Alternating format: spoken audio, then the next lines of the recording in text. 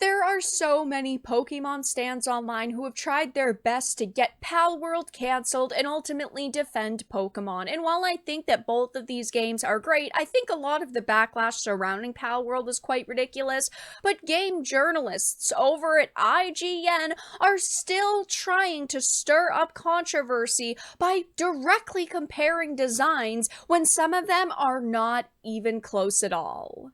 I have a few things to show off, but before we get into the topic, if you enjoy the content I create, check out the links in the description, follow me on social media, and consider supporting through Patreon or via YouTube memberships.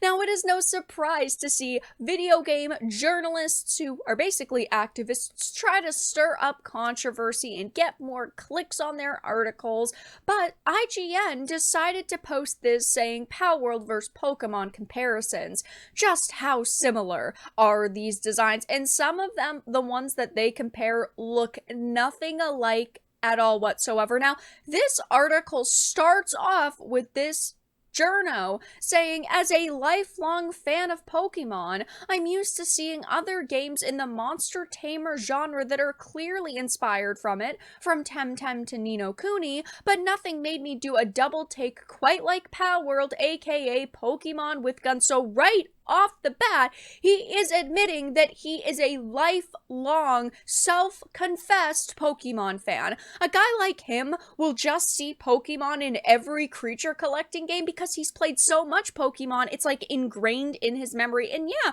I definitely look at some creature capture games and go, oh, that kind of looks like a Pokemon. But I never think that deeply into it because ultimately, there's only so many creatures that can be put into these types of games. And if you have an element system, they're bound to have some similarities, but similarities does not mean that they were copied or that they were stolen. It says the first trailer of what looked like a heavily armed Pokemon trainer using a terrified little pocket monster as a bullet shield was like a meme come to life. Oh, instantly trying to go into this game is too violent. Oh, poor little terrified little pocket monster.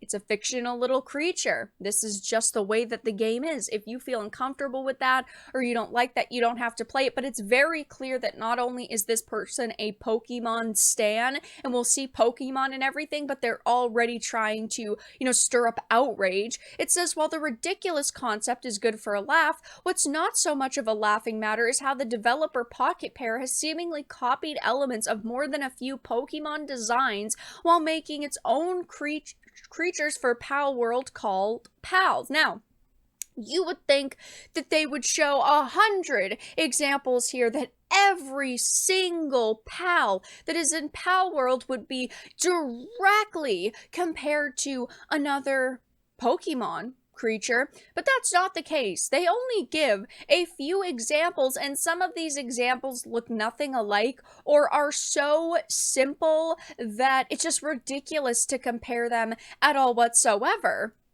I mean, as you can see here, they start off with Vulpix and the fox that is in Palworld, Foxspark.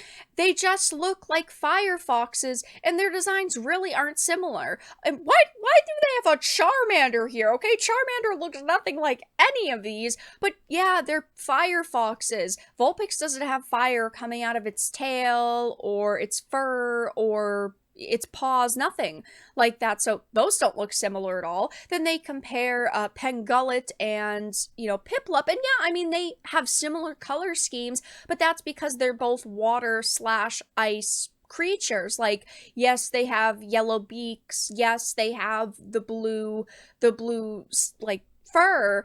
But at the same time, they're just both kind of generic designs. Then they compared a Snorlax with the mozzarella cow. I don't remember what it's called, mozzarella, I think. And yeah, they have similar sleeping smiley faces, but otherwise they're nothing alike.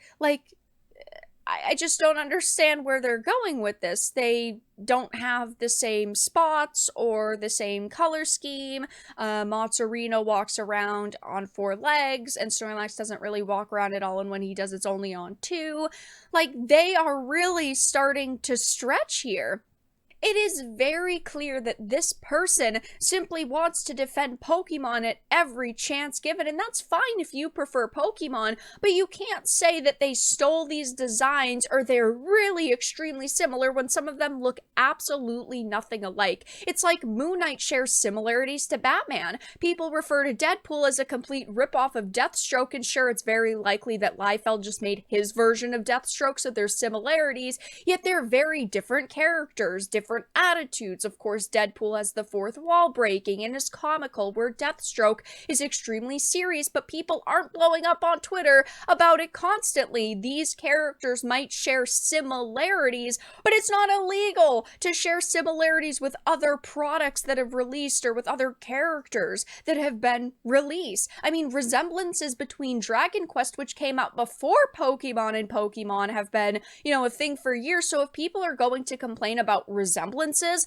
let's start there and be fair. Sorry to say, one thing resembling another isn't a violation of copyright. Violation of copyright is when you literally use a model that looks exactly like the Pokemon, and there was actually a thread online going around that showed models and claimed they used the exact proportions, but it was proven to be fake. So what evidence in there that they're exact copies? What evidence exists? None. They had to lie in order to try to get their point across, and that is the problem with so many of these Pokemon stands. It is fine if you really like Pokemon more, but don't try to take away the enjoyment that others are having from Palworld. I mean, look at the Steam charts. This game has been absolutely dominating since it released. I mean, it currently has 1.6 million players, and over the weekend, it had topped 2.1 million players in-game. I mean, this is a fantastic start for an indie development group